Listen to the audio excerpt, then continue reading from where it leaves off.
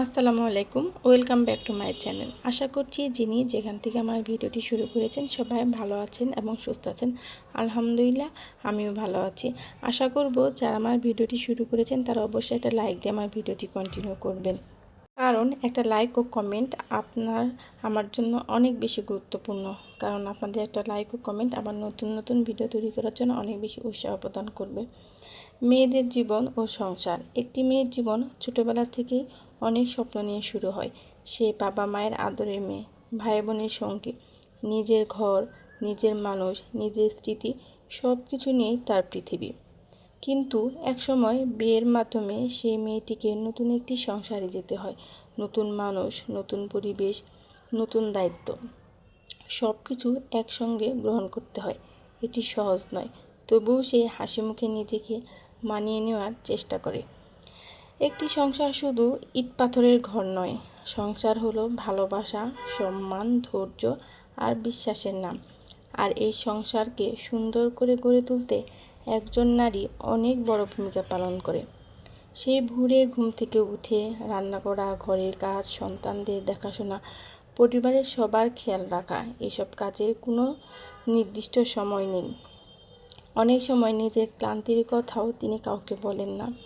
একজন মেয়ের সবচেয়ে বড় চাওয়া সবসময় দামি উপহার নয়, সে চায় একটু সম্মান, একটু ভালোবাসা আর দুটি সুন্দর কথা, মিষ্টি মুখের কথা। কেউ যদি তাকে বলে তুমি অনেক কষ্ট করো, ধন্যবাদ, এই কথাটুকুই তার মুখে হাসি এনে দিতে পারে। সংসারে সুখ তখনই আসে যখন সবাই একে অপরকে বুঝে। শুধু একজন মানুষ চেষ্টা করলে সংসার সুন্দর হয় না। একটা সুন্দর সংসারের পিছনে স্বামী স্ত্রী দুজনে ভালোবাসা, সহযোগিতা আর ধৈর্য পরিপূরকভাবে দরকার। জীবনে ভুল হতেই পারে, কিন্তু ভুল নিয়ে সারা জীবন দোষারোপ না করে ক্ষমা করতে শেখা উচিত, কারণ ক্ষমা সম্পর্ককে আরও শক্তিশালী করে। একজন মা নিজের সন্তানের জন্য কত কিছু ত্যাগ করেন, তার হিসাব করা যায় না। নিজের ইচ্ছা, নিজের শখ, অনেক কিছু সন্তানের হাসির জন্য ছেড়ে দেন, তবুও তিনি থাকেন খুশি, কারণ সন্তানই সুখী, তার সুখ। আবার অনেক নারী চাকরি করেন, সংসার সামলান, বাহিরে কাজের চাপ, ঘরে পরিবারের দায়িত্ব, দুই দিকেই তিনি সামলানোর চেষ্টা করেন। তাই তাদেরকে পরিশ্রমকে তাদের পরিশ্রমকে অবশ্যই আমাদের সম্মান দেওয়া আমাদের দায়িত্ব। সংসারে সবসময় সুখ থাকবে না, কখনো অভাব আসবে, কখনো কষ্ট আসবে, কখনো ভুল বোঝাবুঝি হবে। কিন্তু যদি পরিবারের সবাই একে অপরের পাশে থাকে তাহলে কঠিন সময়ও সহজ হয়ে যায়। একটি মেয়ে শুধু একজন স্ত্রী নয়, একজন মেয়ে, একজন মা, একজন বোন এবং একজন মানুষের পরিচয় বহন করে। তাই তার অনুভূতি, তার সম্মান ও তার স্বপ্নের মূল্য অবশ্যই দিতে হবে। আমাদের উচিত ঘরের নারীদের কাজকে ছোট করে না দেখা, কারণ তাদের নীরব পরিশ্রমে অনেক সংসার সুন্দর চলতে পারে। তাই প্রত্যেক নারীকে তাদের নিজের কর্ম করে জীবনটাকে সঠিক পরিচালনার মাধ্যমে এগিয়ে নিয়ে যেতে হবে। কোনো কাজও ছোট না। একজন নারী ঘরে যেমন দায়িত্ব পালন করে, বাহিরেও তেমন দায়িত্ব পালন করে। একটা নারী, আমি মনে করি, ঘরে বাহিরে সমান দায়িত্ব পালন করে।